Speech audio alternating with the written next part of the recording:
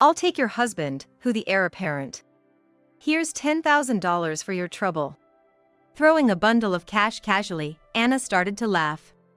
Holding her belly, she laughed heartily, genuinely amused. Sebastian is head over heels for me. He called you plain and boring. Is that so? I nodded slightly. I figured as much. Sebastian and I weren't a love match. It was Sebastian's father, the chairman of the Salinger conglomerate, who took a liking to me and decided I should marry his son. Given Sebastian's personality, I must be unbearably dull to him. In contrast, Anna is vibrant and charming. It makes sense that Sebastian is fond of her. Well, don't you want the money? Anna smirked at me as if she were teasing a stray dog with food. But she wasn't the only one who burst out laughing. The lawyer who had been silent beside me started laughing loudly, pointing at Anna. My name is Mia Salinger. I was originally a doctor working in a hospital, but my hard work caught the chairman's eye. And I ended up marrying his son 2 years ago. However, my husband, Sebastian, uses his position as the scion of a conglomerate to gallivant about. He has the same medical title as I do, but I've never seen him actually treat a patient. What's the matter? Sighing like that? Just thinking. Once, while I was busy with household chores, I was on the phone with my best friend Anna. Stirring the beef stew in the pot, I said. Tonight, the chairman, my father-in-law, is coming over. But Sebastian is too caught up in his fun and shows no signs of coming home on time. That's definitely a problem. Came Anna's concerned voice from the other end of the phone. I'd go look for him, but I haven't finished cooking yet. Wait a minute! Anna sounded surprised. The cooking's supposed to be done by the housekeeper, right? That's what people think, but it's actually not the case. I replied with a sigh. Sebastian had a housekeeper when he was single, who took care of everything from cooking to managing his daily needs. But after marrying me, Sebastian fired the housekeeper. And now, all the household duties have been pushed onto me, his wife. You must be bored, staying at home all the time, right? He'd say mockingly with a laugh. I was perplexed. I had intended to continue working as a doctor even after getting married. But the reality is, I'm so caught up in housework that I can't leave the house. Living in a high-rise apartment might seem like a dream to outsiders. However, the truth is, I feel like a bird in a cage. I thought you were living a better life. But haven't you told your father-in-law? There's no way I could tell him. Even though he's a playboy, to his father, he's his only son. My father-in-law doesn't know the real state of our marriage. That's why he still sends money for a housekeeper, thinking it's for his son's livelihood. But all that money just goes to Sebastian's fun fund. Getting married to someone your parents like comes with its struggles, huh? Anna murmured complicatedly. You never know what kind of person your husband will turn out to be until you marry him. And Mia, you just happened to draw a dud in the personality department, she said with a mix of sympathy and disdain. Since our school days, I've been clueless about romance. Anna knows this, so she probably thinks to herself that I just don't have an eye for men. In fact, Anna started saying this. I wouldn't make that mistake, though. A mistake? You gotta research before you date someone. Men can be so deceptive. Just because they seem nice, doesn't mean you should be fooled, she said in a condescending tone. Though we're the same age, Anna has always acted like an older sister. We've been friends since our school days, and she thinks she can because she was born just 2 months before me. But often, her advice is off the mark. Including this time. My father-in-law was pushing ahead with the wedding preparations. It wasn't the right atmosphere to talk about breaking up.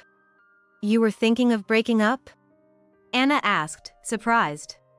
Yes. I never intended to marry Sebastian. Saying this out loud made me realize it all over again. Why didn't you break up then? Anna can be nosy, even though she often doesn't grasp the essence of things. The stew was ready. I turned off the stove and continued. It just didn't feel right. Huh? That's why I knew I couldn't fall in love with Sebastian the moment I met him. I confessed openly. That moment was followed by a brief silence. It was Anna who broke the silence. Women's intuition, maybe? Maybe so. Anyway, it's not about his looks or personality. I just felt that Sebastian and I weren't meant to be a couple. That's a luxury, isn't it? Anna said with a groan. Then you should have passed that marriage proposal to me. Really, though.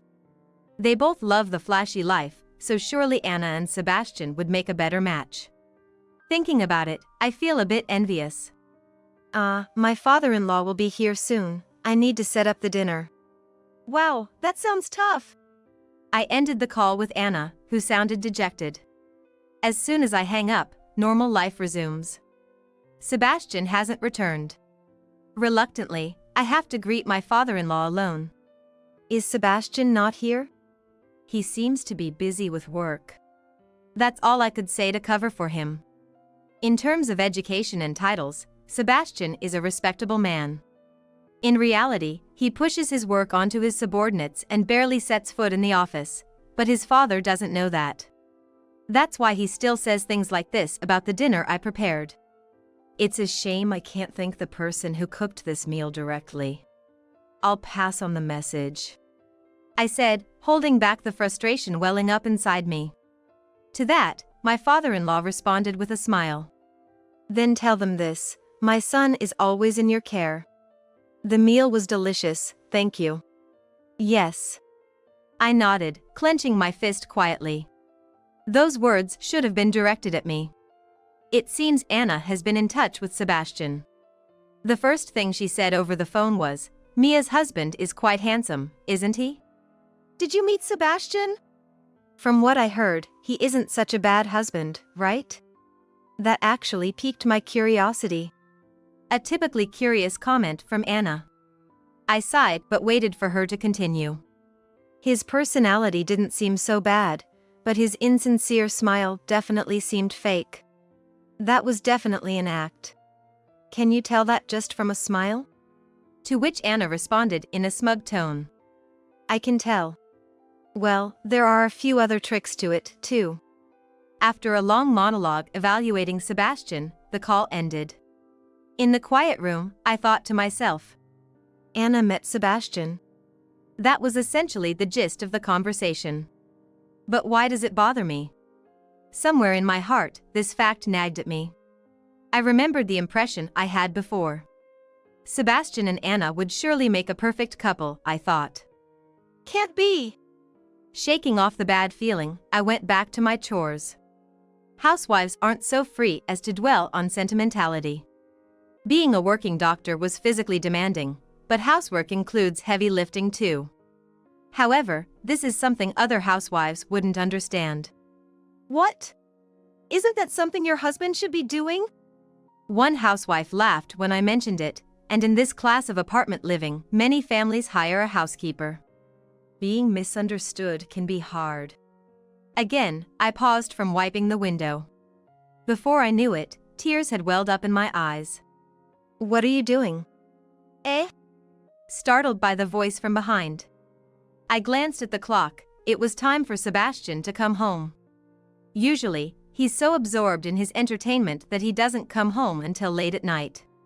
But today, of all days, he had come home on time. As he loosened his tie, Sebastian asked, Is dinner ready? Sorry, I forgot, I said, rushing into the kitchen. As I was about to open the fridge, Sebastian, sounding annoyed, said, That's fine.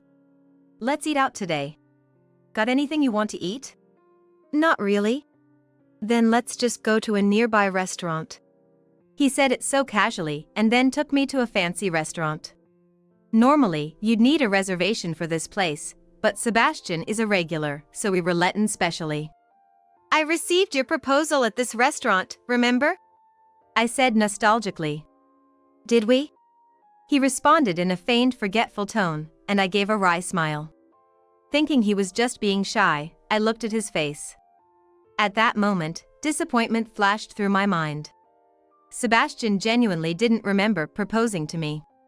With a bewildered look, he said, "Didn't Dad just bring the marriage license, and I signed it, and that was it?"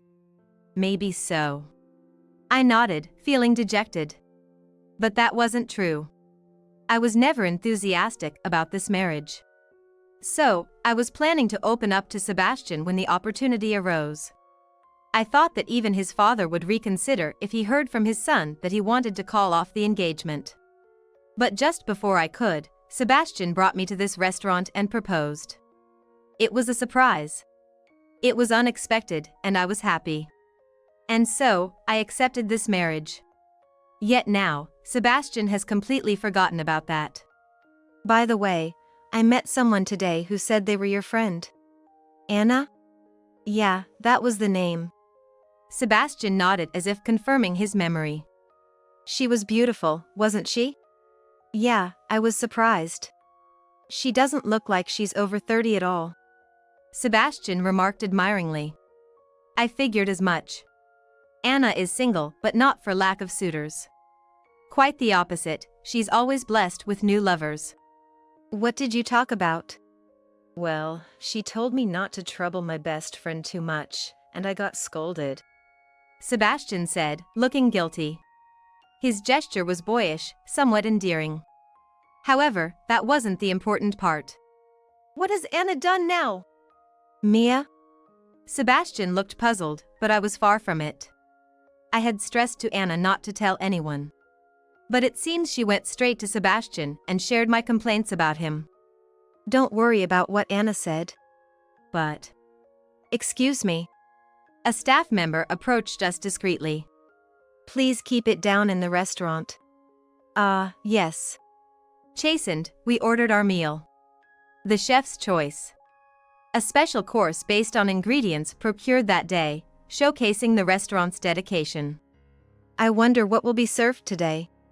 "Who knows?" I waited for the meal excitedly. But then... "Excuse me." "What can I do for you?" The staff was composed, but my face must have looked somewhat pale. Only one course meal was served. "I'm the worst husband, aren't I?" Sebastian said as he started eating. I hurried to deny his words. "I didn't go that far. I did complain a bit, but Anna exaggerated things. Don't take it to heart." "So you did complain?" He had caught me in my words. Dejected, I said, "Yes." "You can't even handle housework properly, can you?" "It's just that I forgot today, that's all." Normally, I prepare meals and wait for Sebastian's return. But usually, even if the food gets cold, Sebastian doesn't come home, and I end up eating alone, wrapping his portion to be reheated in the microwave. It's a repetitive cycle of uneventful days. It was definitely lacking excitement. That's why I just forgot to cook today. Being accused of neglecting housework as if it were a regular occurrence is unjust. I was wrong to forget to cook and to complain to a friend about you. But I don't deserve this treatment. We need to keep it down in this restaurant," Sebastian said, disregarding my side of the story. I stayed silent, waiting for Sebastian to finish his meal, desperately suppressing the growl of my stomach. On the way back, I was supposed to be in the passenger seat, but Sebastian felt very distant. In reality, his feelings had long since drifted away from me. While driving, Sebastian said, "I heard you said you'd give me to Anna, right?" "That was..." "It wasn't me who started that. It was just a joke on her part." Somehow, Anna's words had been twisted into something unfavorable for me. Surely, Anna, my best friend since school, wouldn't betray me. After all, Anna has been my best friend since school. She couldn't possibly betray me. I kept telling myself that desperately.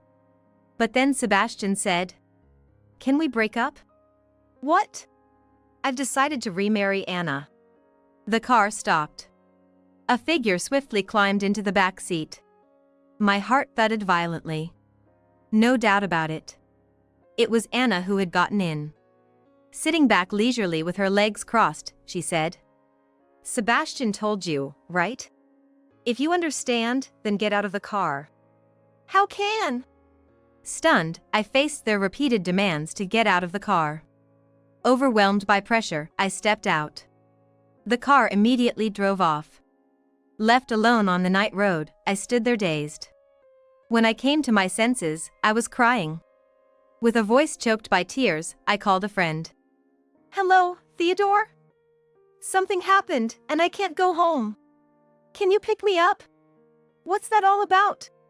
Theodore, sounding confused, seemed to understand from my tearful voice that this was no ordinary situation. Got it, I'll come get you right away. Please! After hanging up, I crouched down at the edge of the road.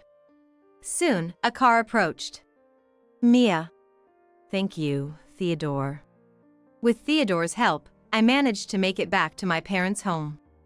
During the drive, Theodore did not ask about the situation.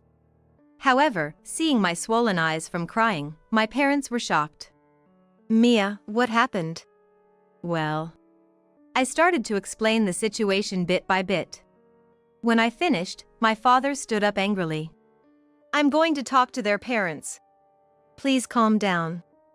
Theodore, the only one keeping his composure, held my father back. After all, Theodore is a lawyer.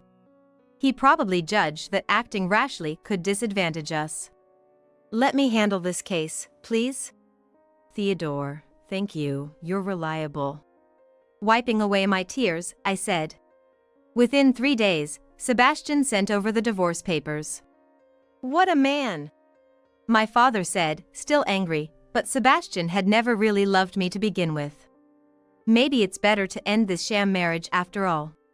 While I did feel a certain way, what really bothered me was Anna's presence.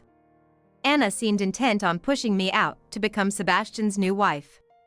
That meant the words I had taken as a joke were actually her true feelings. Anna, you betrayed me. She must have been dazzled more by the prospect of marrying a conglomerate heir than by our years of friendship. If that's the case, there's nothing I can do. Theodore. I'm leaving this in your hands. Understood. Theodore nodded, and together we headed to Sebastian's apartment.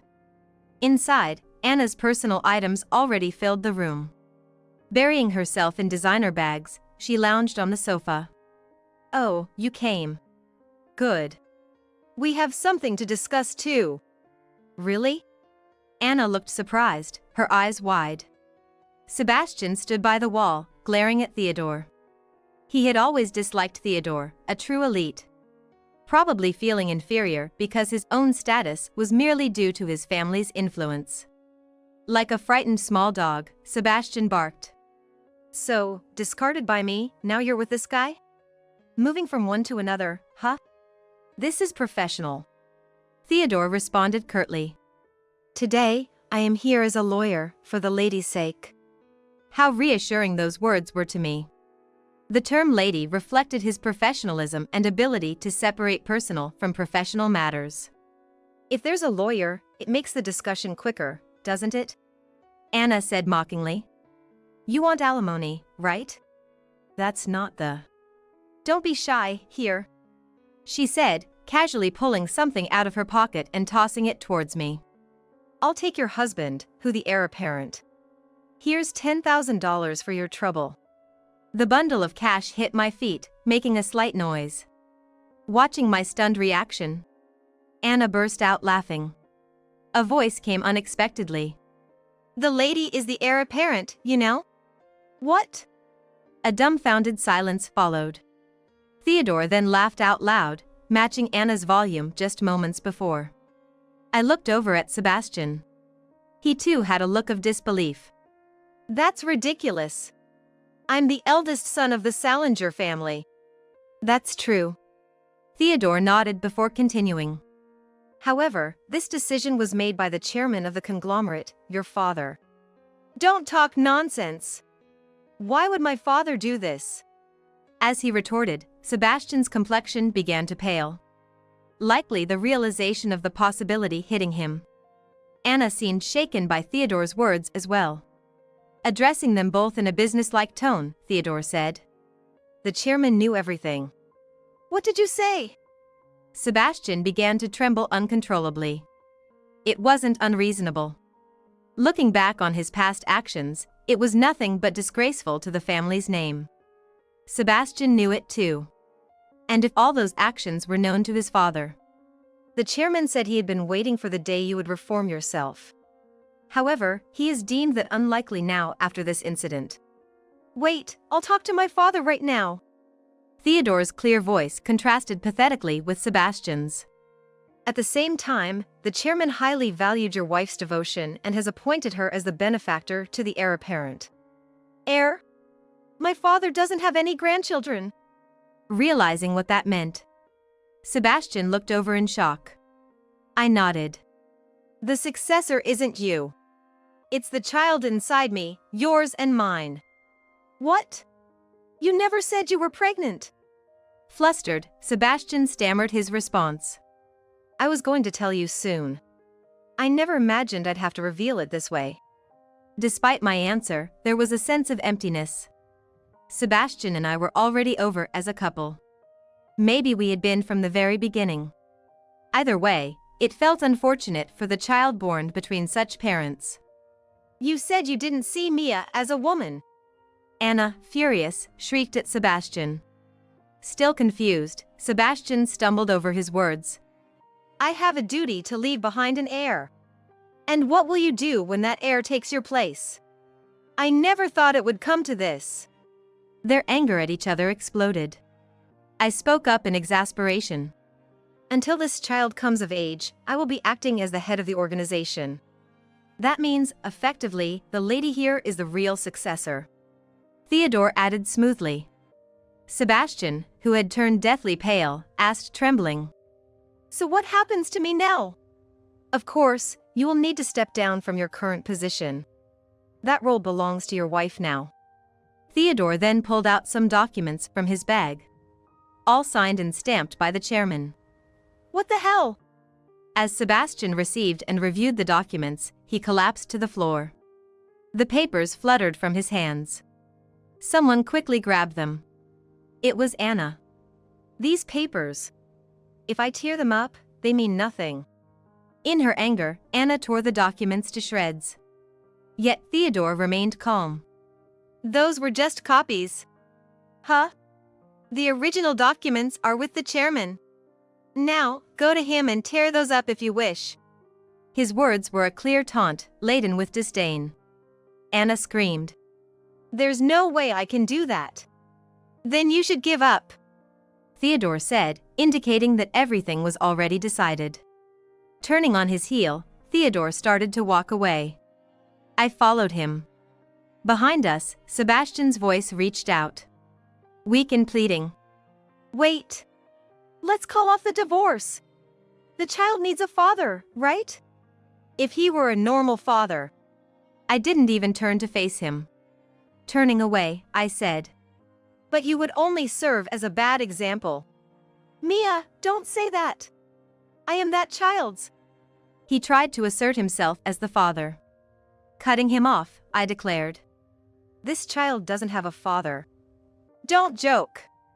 His voice, weak at first, was now tinged with anger. If he's not my son, he can't inherit the conglomerate. Exactly. That's why your father has decided. Sebastian was in a traffic accident and is no longer with us. That will be the public statement. What? Sebastian's voice returned to weakness and confusion. Yes, Sebastian, that's exactly how it should be. Publishing the truth as it stands would tarnish the prestige of the conglomerate. Therefore, the chairman has decided to exile you under the guise of an accident, entrusting everything to your only remaining kin. But he's still alive! Anna exclaimed desperately. I replied while holding the doorknob. Why don't you turn on the TV? By now, the news should be reporting Sebastian's accident. That can't be! The fighting spirit drained from Anna's usually fiery voice. Theodore and I left the room. Walking down the corridor together, I asked. What will happen to Sebastian now? Who knows? Maybe he'll be given a new identity and a clean slate to start over. Theodore's tone had returned to its usual casualness. His job was done. Now, my task awaited me. The story of a former doctor, widowed by an accident and living as the guardian of her late husband's heir, caught the media's attention. The societal interest in me was already high.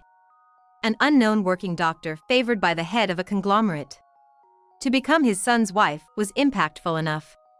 How are you feeling now? I don't feel much. Just that it's pitiful for my son. I revealed my true feelings to the reporter aiming the microphone at me. In my arms, the image of my newly born son. He doesn't like the sound of camera shutters. Oh, I'm sorry. The reporters stepped back in surprise.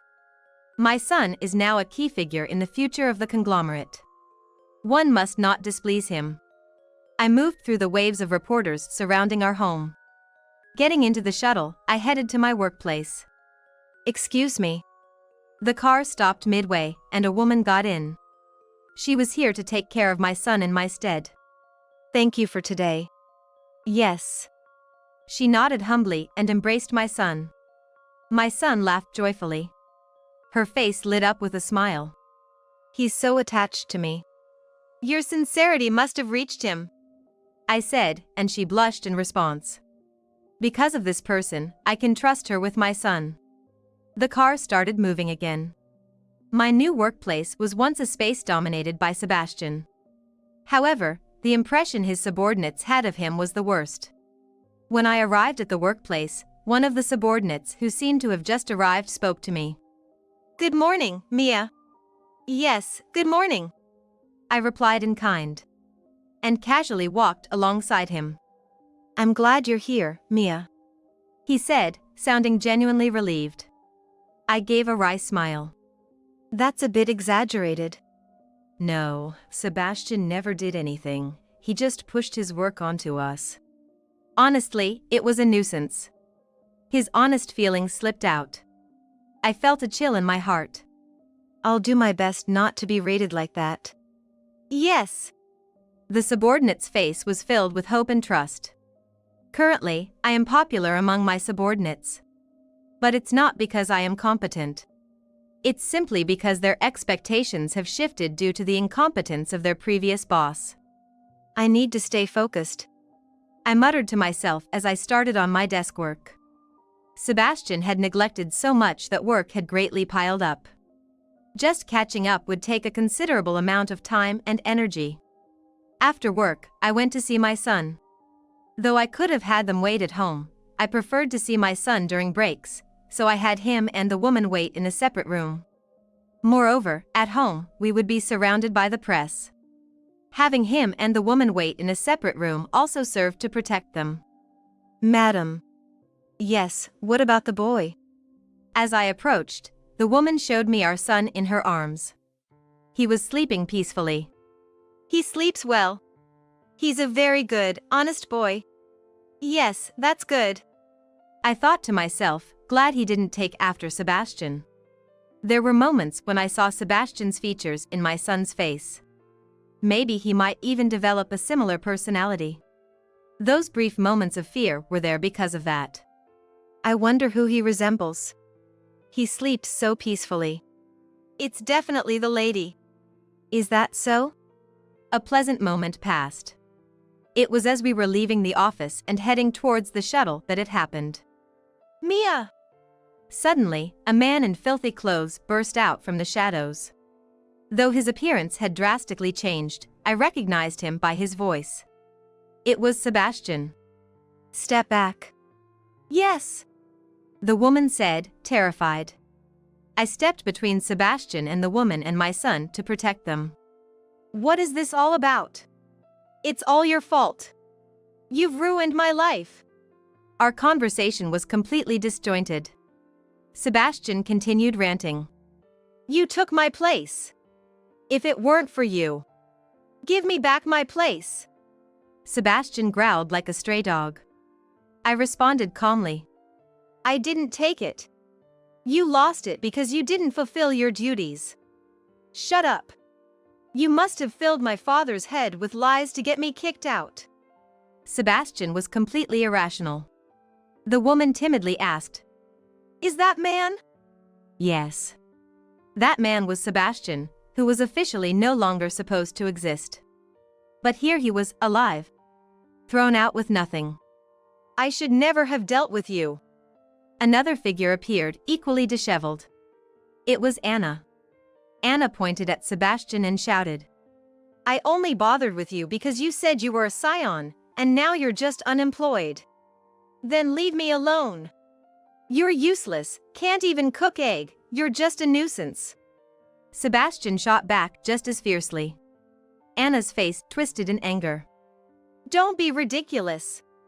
Because the chairman spread my information to the corporate executives, I can't find a job. Take responsibility. That's because you wanted more than you deserved.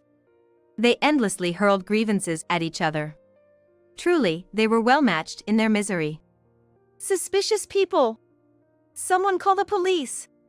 I grabbed the woman's hand and we started running. In a way, the two of them were completely consumed by each other. If there was ever a time to escape, it was now.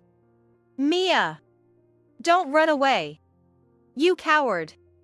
I could sense that they were chasing after us.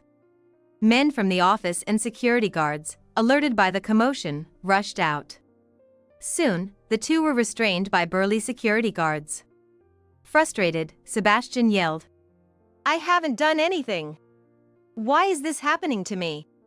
It's because doing nothing is your problem. I spat the words back at him. Sebastian and Anna were taken away by the police as dangerous individuals. From then on, they were prohibited from approaching my son and me. I'm banned from seeing my own wife and child? That's absurd. Sebastian claimed, but of course, he was no longer my husband in any official capacity. The more he spoke, the more he alienated those around him.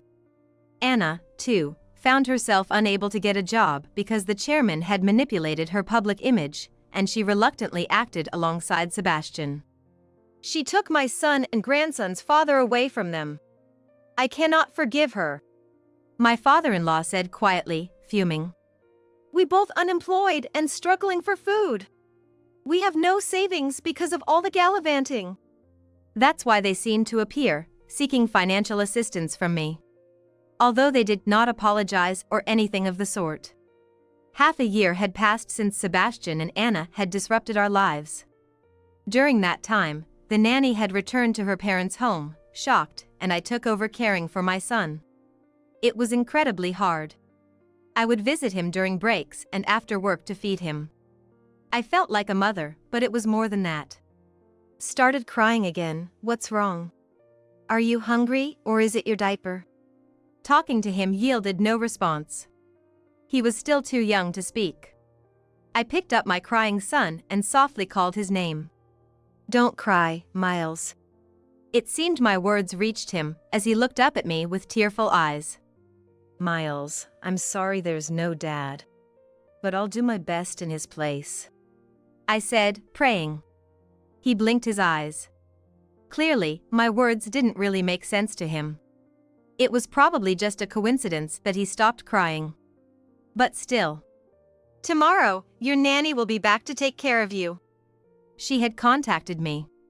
She was recovering from the shock and returning to her nanny job. My son was quite attached to her. She had been with him longer and managed the tough childcare tasks. I felt grateful rather than jealous. But I'll become a mother you can be proud of. From now on, I decided not just to leave it to her but also to study parenting myself. Together, we would live on. With my irreplaceable, only family.